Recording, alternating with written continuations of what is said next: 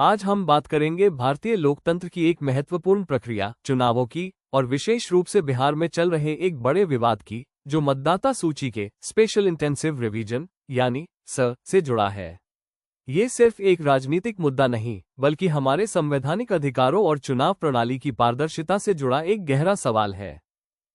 बिहार में विधानसभा चुनाव से पहले भारत निर्वाचन आयोग (ECI) द्वारा मतदाता सूची के विशेष गहन पुनरीक्षण स्पेशल इंटेंसिव रिवीजन स का कार्य चल रहा है।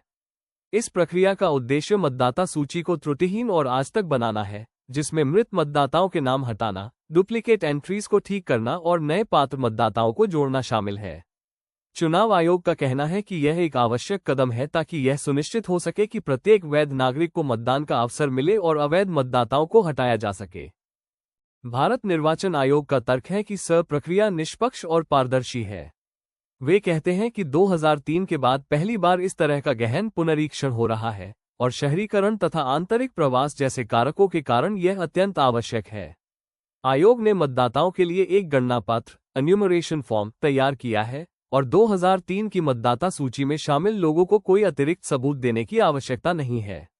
हालांकि जो लोग 2003 की सूची में नहीं थे, उनसे निवास, जन्मतिथि आदि के 11 दस्तावेजों में से कोई एक मांगा गया था। आयोग ने जोर देकर कहा है कि यह प्रक्रिया पूरी तरह से संवैधानिक जनादेश के तहत है। लेकिन इस प्रक्रिया को लेकर विपक्षी दलों ने गंभीर चिंताएं जताई हैं और तीखे आरोप लगाए हैं।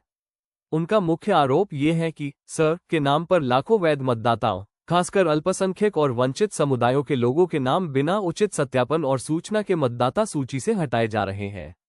यह कोई सामान्य पुनरीक्षण नहीं है सर, यह एक बैकडोर NRC है। चुनाव आयोग सत्ताधारी दल के इशारे पर काम कर रहा है और लोकतंत्र की हत्या कर रहा है। बिना कोई सुनवाई दिए लाखों लोगों के नाम हटा दिए गए हैं।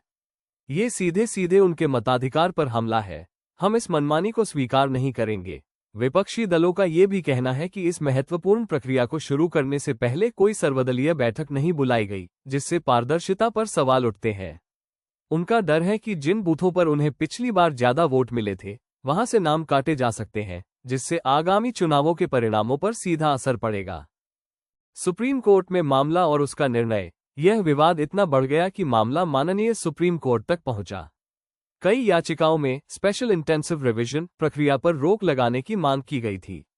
माननीय सुप्रीम कोर्ट ने हाल ही में इस मामले पर सुनवाई करते हुए चुनाव आयोग को प्रक्रिया जारी रखने की अनुमति दे दी है, लेकिन कुछ महत्वपूर्ण निर्देश भी दिए हैं। कोर्ट ने कहा है कि हमारे पास ECI पर संदेह करने का कोई कारण नहीं है। हालांकि कोर्ट ने चुनाव आयोग से आधार कार्ड, वोटर ID और राशन कार्ड जैसे दस्तावेजों को भी सत्यापन के लिए वैध प्रमाण के रूप में स्वीकार करने का सुझाव दिया है। नागरिकता पर सवाल। कोर्ट ने यह भी टिप्पणी की कि नागरिकता की जांच गृह मंत्रालय का काम है और चुनाव आयोग को इसमें नहीं पड़ना चाहिए, खासकर इतने कम समय में। सुनवाई का मौका। चुनाव आयोग ने सुप्रीम कोर्ट को आश्वासन दिया है कि सुनवाई का मौका दिए बिना किसी भी व्यक्ति का नाम मतदाता सूची से बाहर नहीं किया जाएगा। अगली सुनवाई। इस मामले की अगली सुनवाई अब 28 जुलाई 2025 को होनी है, जब चुनाव आयोग को अपना जवाबी हलफनामा दाखिल करना होगा। ये देखना दिलचस्प होगा कि 1 अगस्त 2025 को जब मतदाता सूची का ड्राफ्ट प्रकाशित होगा, तब जमीनी हकीकत क्या होगी और क्या सभी पक्षों की संतुष्टि हो पाएगी। यह मुद्दा न केवल बिहार के चुनावों को प्रभावित करेगा, बल्कि भविष्य में देश के अन्य हिस्सों में भी मतदाता सूची के पुनरीक्षण की प्रक्रिया के लिए एक मिसाल कायम कर सकता है।